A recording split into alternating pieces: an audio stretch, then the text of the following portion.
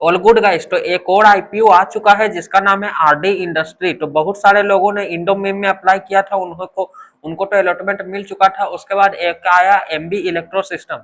लेकिन guys MB electro system में किसी को मुझे लगता है आईपीओ नहीं मिला हुआ, क्योंकि इतना ज्यादा ओवर सब्सक्राइब हुआ, इतना ज्यादा कि हम सोच भी नहीं सकते हैं। और रिटेल में तो एकदम मतलब लौड़े हो गया, माँ के लौड़े लग गया, सीधा सीधी कहो तो लौड़े लग गया। किसी को नहीं मिला। तो एक और आईपीओ आ चुका है जिसका नाम है आरडी इंडस्ट्री।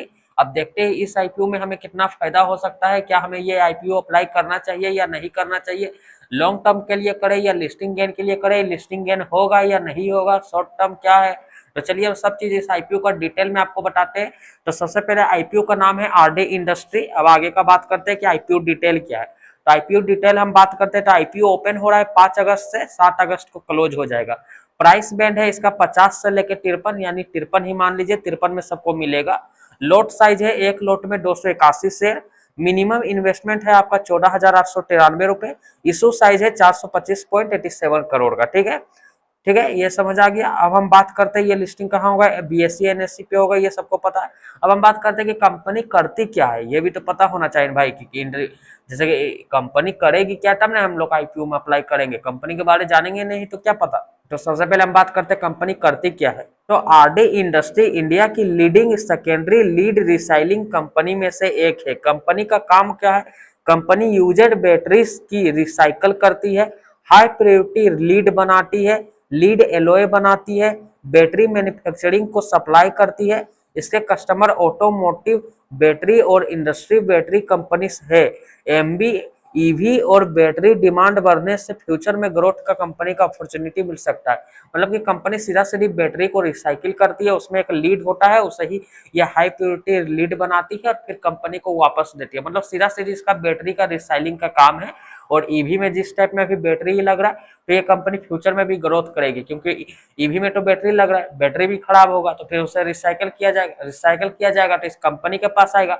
और कंपनी के पास आएगा तो कंपनी को प्रॉफिट मिलेगा, कंपनी को प्रॉफिट मिलेगा तो कंपनी ग्रोथ करेगी। सीधा सीधी ये बात हो गया। और ऐसे भी कंपनी का बिजनेस फ्यूचरी ओरिएंट है, मतलब फ्यूचरी ग्रोथ है, क्योंकि गवर्नमेंट रिसाइलिंग और सर्कुलर इकोनॉमी को प्रमोट कर रही है। इंडिया में बैटरी डिमांड हर साल बढ़ रही है, इसलिए लीड रिसाइलिंग इंडस्ट्री का लॉन्ग टर्म आउटलुक पॉजिटिव माना जा रहा है। मतलब कि इंडिया में इससे भी गाइस बैटरी का रिसाइलिंग कंपनी का मतलब वैल्यू बढ़ रहा है, क्योंकि ईवी ये सब जो आ रहा है ना, और इससे भी इंडियन गवर्नमेंट ग्रीन एनर्जी को पुश कर रही है, तो ये कंपनी के लिए पॉजिटिव बात है। अब हम बात करते हैं कंपनी की फाइनेंशियल परफॉर्मेंस को। ठीक है, तो यार मेरा थोड़ा तबियत खराब है, इसलिए थोड़ा आप लोग मैनेज कर लेना, ठीक है ना, इसलिए मैं ठीक से बोल नहीं पा रहा हूँ, बुखार है, उतना दिन 2 दिन से वीडियो भी नहीं आया है। ठीक है, तो कंपनी का फाइनेंशियल परफॉर्मेंस का हम बात करते हैं। तो आईपीओ का सबसे स्ट्रॉन्ग पॉइंट है रेवेन्यू। 25 में क्या आया, 743 करोड़। 26 में आया 1159 करोड़, यानी लगभग 57% का ग्रोथ। प्रॉफिट कितना आया, प्रॉफिट 33 करोड़ 25 में, 84 करोड़ 27 में, 26 में। अच्छा, ये 33 करोड़ पॉइंट 27 है, मतलब 33 करोड़ 27 लाख। और 26 में 84.68, मतलब 84 करोड़ 68 लाख, यानी प्रॉफिट भी लगभग 2.5 गुना बढ़ा है। ये गाइस एमबी इलेक्ट्रो सिस्टम से बिल्कुल अपोजिट साइड है, क्योंकि MB electro system last year में लॉस में था, उसका लास्ट ईयर भी लॉस में था, लेकिन ये प्रॉफिट में है, ये इसके लिए एक बड़ा बात है। ठीक है, तब हम बात करते हैं इस मार्जिन का। तो मार्जिन इस कंपनी में लगभग 9% का है। मेटल इंडस्ट्री में नॉर्मली मार्जिन कम होता है, इसलिए ये नॉर्मल माना जा सकता है, लेकिन फ्यूचर में लीड प्राइस बदलने से ये मार्जिन में मतलब ग्रोथ हो सकता है, फ्यूचर है। ठीक है, अब हम बात करते हैं कि डेप्ट मतलब कंपनी में कितना कर्जा है। ये आईपीओ का सबसे बड़ा रिस्क है। कंपनी का बोरिंग लगभग 166 करोड़ है, इसी वजह से आईपीओ कुछ पैसा डेप्ट रिपेमेंट में भी यूज होगा। अगर डेप्ट कम होता है तो फ्यूचर प्रॉफिट और इम्प्रूव हो सकता है। मतलब 167 करोड़ पे कंपनी में कर्जा है। और ये भी एक बात है कि पैसा कहाँ यूज होगा, अब हम इससे बात करते हैं। अब ये कंपनी का पहले इशू साइज क्या है, हम ये बात कर लेते हैं। ये तो मैंने आपको शुरू में ही बता देना चाहिए, पर मैं अभी बता रहा हूँ। तो कंपनी का टोटल इशू साइज है 425.87 करोड़। ठीक है, मान लेते हैं 425 करोड़। इसमें से फ्रेश इशू है 320 करोड़ पे, इसमें से फ्रेश इशू 320 करोड़ पे है। और 105.87 करोड़ ओएफएस है, मतलब पुराने एग्जीक्यूटिव बेच के अपने शेयर निकल रहे हैं, प्रमोटर अपने शेयर कुछ परसेंट बेच रहे हैं, जो कि है 105 करोड़। ठीक है, और 320 करोड़ तो बिल्कुल ही फ्री है, मतलब फ्रेश इशू है, ये पैसा डायरेक्ट कंपनी को जाएगा।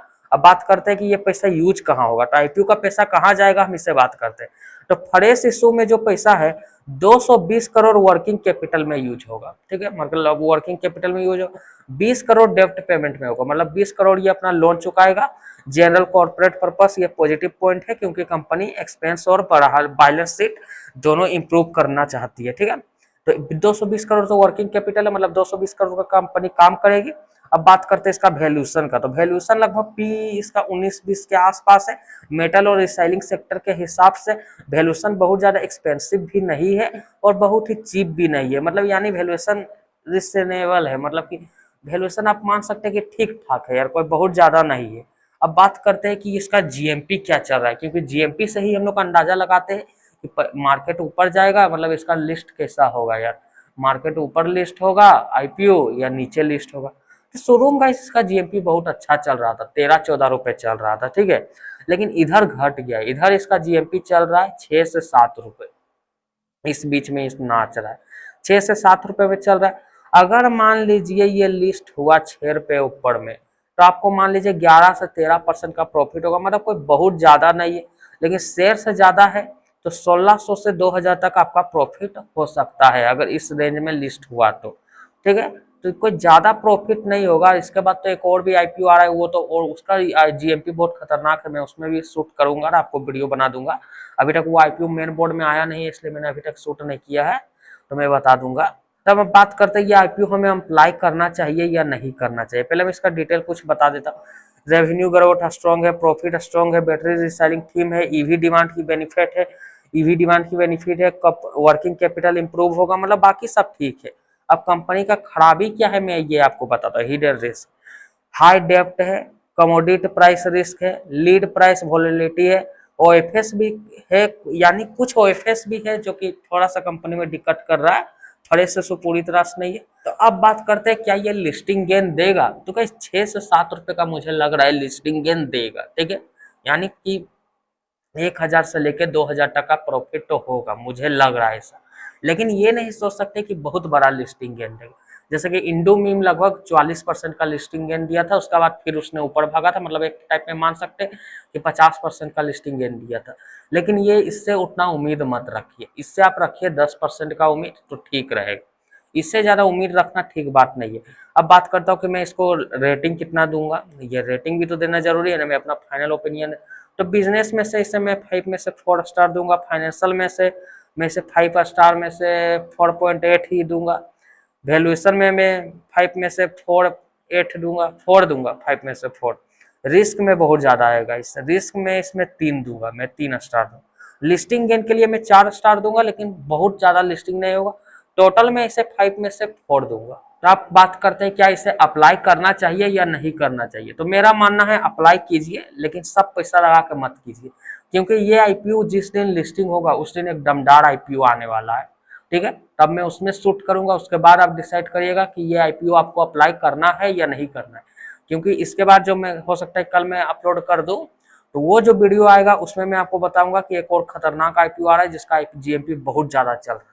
लेकिन देखते ओवर सब्सक्राइब ना हो जाए, इसीलिए इसे भी अप्लाई कर दीजिएगा, कुछ पैसा भी पॉकेट में रखिएगा ताकि उस आईपीओ में भी लगा सके। तब तक के लिए जय हिंद, जय भारत, बाय बाय।